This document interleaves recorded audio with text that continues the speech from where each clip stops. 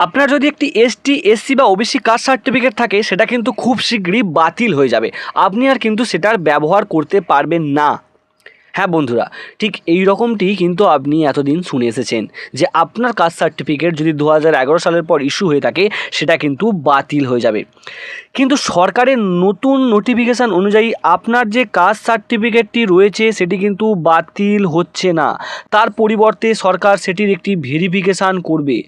কি বলছে দেখুন, 2011 সালের পর ইস্যু হওয়া আপনাদের ওবিসি, এসটি, এসসি সার্টিফিকেট কিন্তু বাতিল হচ্ছে না, তার পরিবর্তে আপনার কাস্ট সার্টিফিকেটের একটি রিভেরিফিকেশান হবে।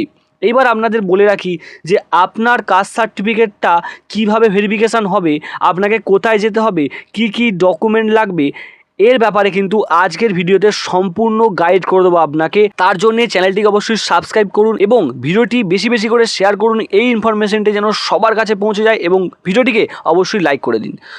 আপনার যে কাস্ট সার্টিফিকেটের ভেরিফিকেশানটা হবে সেটি কোথায় হবে আপনি কি করে জানবেন? প্রথমেই আপনাকে কী করতে হবে না, আপনার বিডিও অফিসে অথবা আপনার এসডিও অফিসে কিন্তু আপনাকে খোঁজ নিতে হবে যে তারা কাস্ট সার্টিফিকেট রিভেরিফিকেশানের জন্য কোনো নোটিফিকেশান দিয়েছে কি। এটা কিন্তু ব্লক ওয়াইজ ডিফারেন্ট হবে। দেখুন, সবার বিডিও অফিসে কিন্তু আলাদা আলাদাভাবে এই রিভেরিফিকেশানের কাজটি কিন্তু হবে, মানে আপনার আলাদা হতে পারে, আমার আলাদা হতে পারে, বা অন্য কারোর আলাদাভাবে হতে পারে।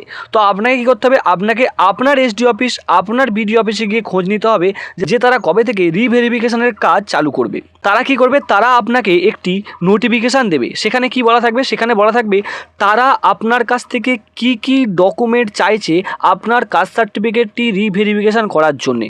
তারা আপনার কাছ থেকে নির্দিষ্ট কিছু ডকুমেন্ট চাইবে, সেই ডকুমেন্ট আপনাকে নিয়ে যেতে হবে। তারা সেই ডকুমেন্টগুলো মিলিয়ে দেখার পর আপনার কাস্ট সার্টিফিকেটটা কিন্তু ভেরিফাই করে দেবে। দেখুন কিভাবে এই কাজটি সম্পূর্ণ হবে। প্রথমে কী করতে হবে, আপনাকে এসডিও অফিসে যেতে হবে। এসডিও অফিসে গিয়ে খোঁজ নিতে হবে তারা কবে থেকে রিভেরিফিকেশানের কাজ শুরু করবে।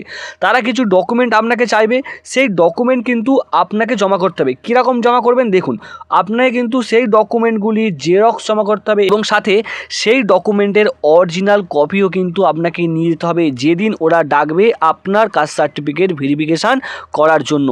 যদি আপনার সমস্ত ডকুমেন্ট ঠিক থাকে, তারা যদি বোঝে যে আপনার সমস্ত ডকুমেন্ট ঠিক আছে, তাহলে কিন্তু আপনার কাস্ট সার্টিফিকেটটা ওরা ভেরিফাই করে দেবে। এবার চলুন দেখে নিয়ে যাক কী কী ডকুমেন্ট তারা চাইতে পারে। প্রথমত আপনাকে বলে রাখি যে আপনার যে বর্তমানে কাস্ট সার্টিফিকেটটি রয়েছে সেই অরিজিনাল কাস্ট সার্টিফিকেটটা কিন্তু আপনাকে নিয়ে যেতেই হবে। তার সাথে আপনাকে আধার কার্ড নিয়ে যেতে হবে, তার সাথে আপনাকে ভোটার কার্ড নিয়ে যেতে হবে, তার সাথে আপনার 2026 সালে এসআইআরের যে নতুন লিস্ট বেরিয়েছিল সেই লিস্টটাও কিন্তু নিয়ে যেতে হবে। অর্থাৎ 2026 সালের ভোটার তালিকার যে আপনার নাম আছে যে লিস্ট, সেই লিস্ট কিন্তু নিয়ে যেতে হবে।